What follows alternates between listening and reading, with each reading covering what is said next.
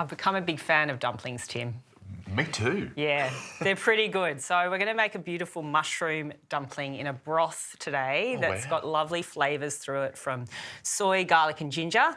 And our brassicas are going to come into play with our broccoli and kale right at the end, so they're lovely and vibrant. I'd love for you to dice up some of these mushrooms. So we need about a cup each of the mushrooms. Yeah. Then you get some sesame oil into the fry pan, and then we'll add the spring onion to the fry pan to cook off before we add the garlic, ginger and the mushrooms in there as well. Sounds good. What mushies are we rocking here? So we've got a mix. Now this is again where you could just choose your own adventure with mushrooms. You know, they all have such beautiful, robust flavours.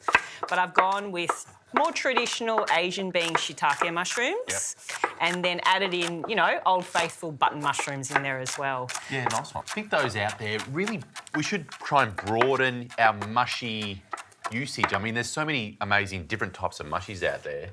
Then we'll get some finely chopped garlic. So the spring onion's gone into the pan. I've got my garlic ready to go.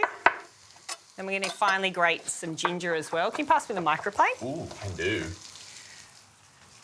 So there's lots of beautiful flavours coming in already with these aromatics. I haven't really made my own dumplings before, so I'm excited for you to show me how to wrap. Yeah, I'm surprised by that from you because I feel like you've probably made everything.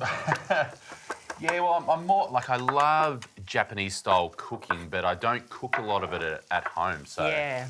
Kids do pretty well with making dumplings, you know. It's good fun. Yeah, it is fun. Anything that's hands-on is always a great experience for kids.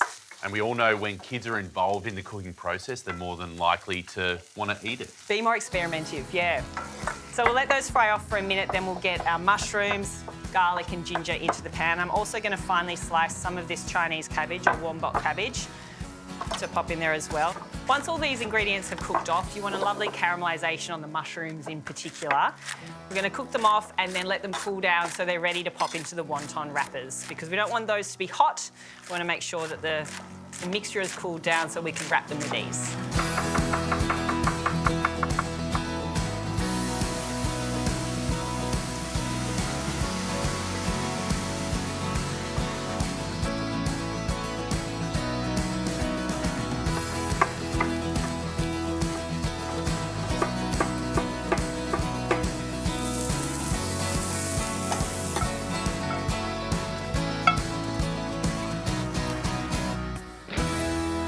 Our filling's cooled down, so we're going to be ready to roll our little wontons in a moment.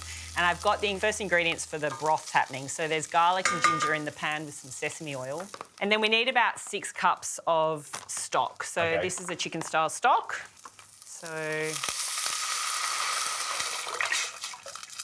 And we'll add in a little bit of soy sauce as well. So you can go a little bit lighter on the soy sauce to start, depending on how you want your broth as well. I think that's the beauty of a broth. You've got the opportunity to add in some more flavours as you go, just pending how you're feeling, really.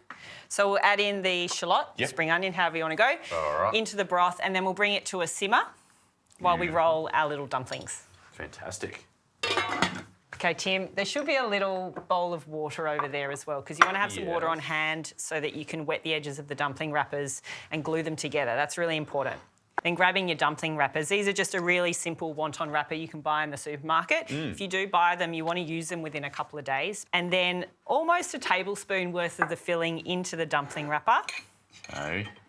Into the middle. We're going to try and get around 12 dumplings out of this. So I know you're generous in your portioning. Then we'll sort of hug it in with your fingers, kind of pinch it in a bit so it stays nice and tight. Fold it over. And then... Bit of glue. Bit of glue around the edge with the water. Glue them along to make a little parcel. That's all dumplings really are, aren't they? They're like a little parcel of joy. Tasty parcels. Yeah. And then for these dumplings, I like to fold them into a horseshoe. Okay. You fold the top over and then bring the dumpling around. And this is when you'll need another bit of water on here and then glue together as so. And you've got a really lovely little dumpling. I like it. Yeah. So get our plate.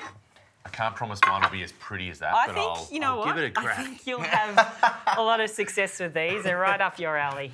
And one of the reasons that I actually really love making dumplings at home is because sometimes you just don't know what you're going to get in a store-bought dumpling. Okay.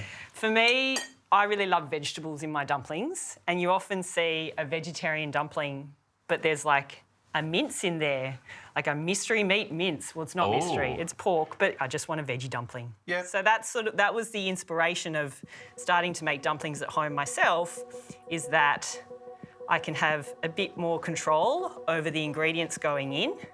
Just make sure you've got that glue. This one's a bit rustic, but that's all right. We're warming up. We've got a few more to make. So we're going to make them all, and then once this has come to a lovely simmer, we'll get the dumplings into the broth, and then we'll throw our brassicas in at the end, because we want our brassicas to maintain their colour, have a little bit of crunch in the broccoli, not be soggy. Lovely. And we'll have a beautiful broth with our dumplings, our broccoli and our kale. Sounds great. Yeah.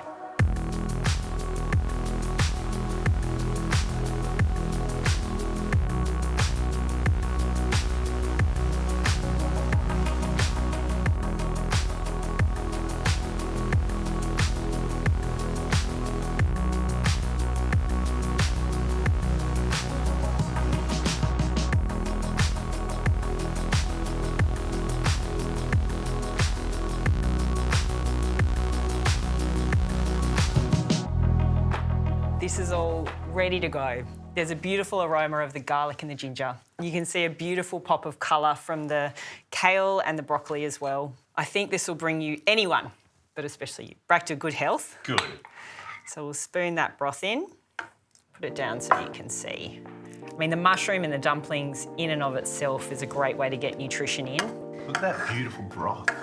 It's wholesome, you know, and it's effortless, I think. Then if you wouldn't mind popping a few of those beautiful green shallots on the top. Love it.